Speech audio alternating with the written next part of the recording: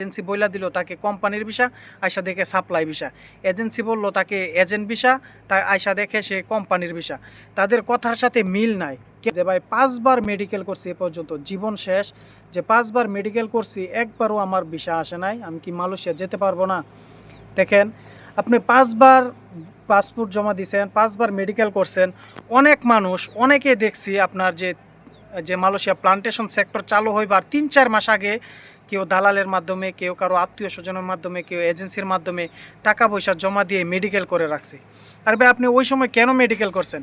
আপনাকে একটা কোম্পানি বললো তাদের কাছে ডিমান্ড লেটার আছে। ডিমান্ড লেটার থাকলে তো আপনাকে কোম্পানি, এই কোনো এজেন্সি আপনাকে মালয়েশিয়া আনতে পারবে না। প্লান্টেশন ভিসার আপডেট এখন এটাই যে যাদের কলিং আসতেছে 80% লোকের কলিং আসে নাই, আর আপনার 20% লোকের এখন কিছু কলিং আসতেছে, তারা আসতে পারবে যদি এই সময়ের ভিতরে তাদের সম্পূর্ণ কাজ কমপ্লিট হয়, তাহলে আসতে পারবে। আর যদি আসসালামু আলাইকুম ওরহমতুল্লাহি ওয়াবারাকাতু, আশা করি সবাই ভালো আছেন। আলহামদুলিল্লাহ, আপনাদের দোয়া ও ভালোবাসায় আমি অনেক ভালো আছি, সুস্থ আছি। দেশ এবং প্রবাস থেকে যারাই আমার এই ভিডিওটা দেখছেন, আপনাদের প্রতি অনেক ভালোবাসা ও অভিনন্দন। বর্তমান সময়ে সবাই একটাই কমেন্ট করতেছে যে ভাই, আমাকে হোয়াটসঅ্যাপও নক করতেছে, আমার ভিডিওর কমেন্ট বক্সও কমেন্ট করতেছে যে ভাই প্লান্টেশন ভিসার আপডেট দেন, প্লান্টেশন ভিসার আপডেট দেন। দেখেন, প্লান্টেশন ভিসার আপডেট বলতে এখন যে যারা কলিং পাইতেছে, শুধু আপনার 20% লোকে কলিং পাইতেছে, আর বাকি 80% লোকে যে ভাই হতাশার মধ্যে পড়ে গেছি। অনেক ভাই বলতেছে দেখেন যে ভাই এখন তো আমরা আশা ছাইরা দিছি, আমরা শেষ পর্যন্ত প্রতারিত হইলাম। তো ভাই, প্রতারিত হওয়ার একটাই কারণ, আমরা বাংলাদেশ থেকে যখন শুনি কোনো একটা দেশে কর্মী নিবে, তখন আমরা কোনো কিছু যাচাই করি না।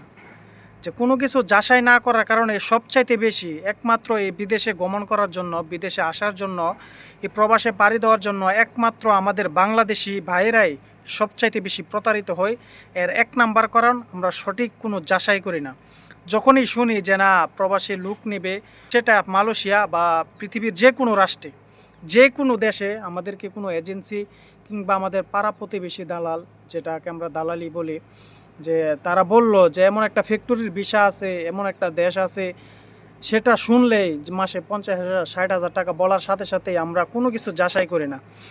আপনার প্রথমত, আপনি যখন বিদেশে গমন করবেন, যে কোনো দেশে, শুধু মালয়েশিয়া কেন, আপনি যখন আসবেন তখন আপনাকে যে এজেন্সি বলল যে আপনাকে মালয়েশিয়া পাঠাবে কিংবা সৌদি আরব পাঠাবে, তখন আপনি প্রথমত আপনার যাচাই করতে হবে যে আপনাকে যে এজেন্সি বলল কিংবা আপনাকে যে আনবে সে বলল আপনার কোনো আত্মীয় স্বজন মালয়েশিয়াতে আছে, সেও বলল আপনাকে একটা ভিসা, ভালো একটা ভিসা দিবে, ফ্যাক্টরি ভিসা।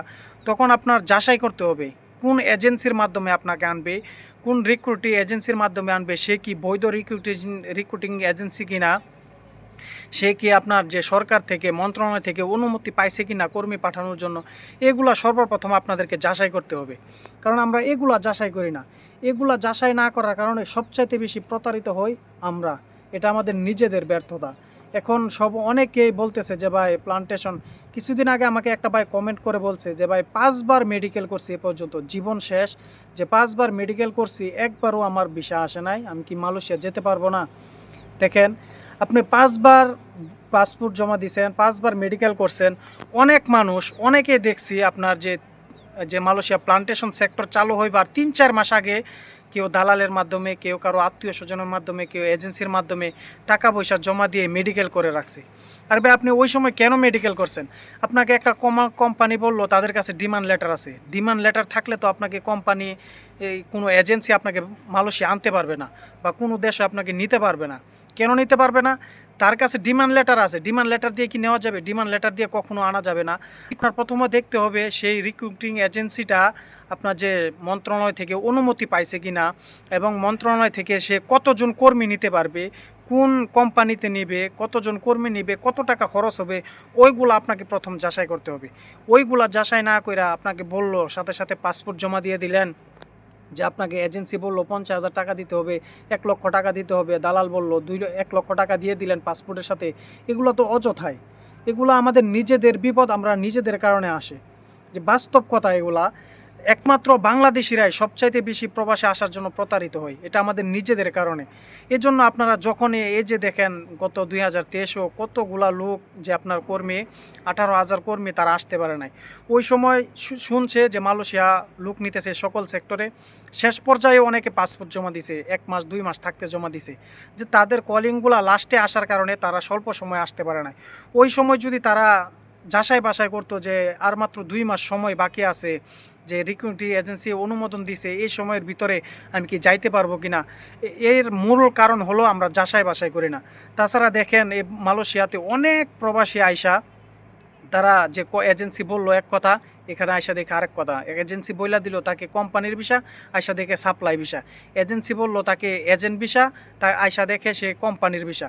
তাদের কথার সাথে মিল নাই। কেন মিল নাই? তারা যাচাই করে না। আমরা আমাদের নিজেদের ব্যর্থতা। আমি প্রবাসে আসছি, আমি কোনো কিছু যাচাই করি না।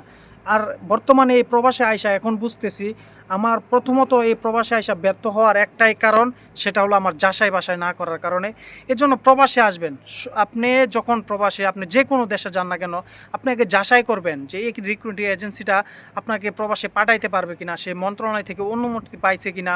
অনেক এজেন্সি ডিমান্ড লেটার দেখিয়ে আপনাদেরকে মেডিকেল করাইছে 2-4 মাস আগে, যে আপনার এই নভেম্বরে ঘোষণার আগে অনেক লোক আপনার যে পোলট্রি ফার্মের আরও বিভিন্ন ধরনের বিষয়ের কথা বলে আপনাদেরকে মেডিকেল করায় রাখছে, যে মেডিকেল করায় 50,000 কারো কাছ থেকে 1 লক্ষ টাকা নিয়ে রাখছে, এখন পর্যন্ত বিষয়ের কোনো খবর নাই। সে যে ওয়েবসাইট আছে ওইখানে যাচাই করবেন, ওইখানে গিয়ে দেখবেন কোন এজেন্সিগুলো আপনার অনুমতি পাইছে, কোন এজেন্সি লোক পাঠাইতে পারবে, মন্ত্রণালয় থেকে কয়টাকে অনুমতি দিছে, কতগুলা লোক পাঠাইতে পারবে, ওইগুলা যাচাই করবেন।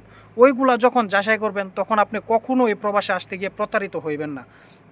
অবশ্যই ভাই ভালো থাকবেন। আর যে বিষয়টা প্রথমে বলছিলাম যে মালয়েশিয়ার প্লান্টেশন ভিসার আপডেট সবাই চাইতেছে, যে প্লান্টেশন ভিসার আপডেট এখন এটাই যে যাদের কলিং আসতেছে 80% লোকের কলিং আসে নাই, আর আপনার 20% লোকের এখন কিছু কলিং আসতেছে, তারা আসতে পারবে।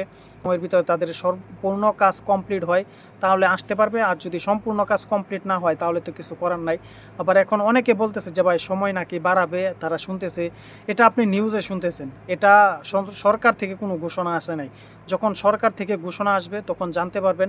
যদি সময় বাড়ায় তাহলে তো আলহামদুলিল্লাহ বাড়ো, আর যদি না বাড়ায় তাহলে মনে করেন যে আপনারা যে 2023-এ যে 18,000 কর্মী প্রতারিত হয়েছিল তার চেয়ে অনেক গুণ দ্বিগুণ আপনার লোক প্রতারিত হবে। তো ভাই ভালো থাকবেন, সুস্থ থাকবেন। আসসালামু আলাইকুম ওয়া রাহমাতুল্লাহি ওয়া বারাকাতুহু।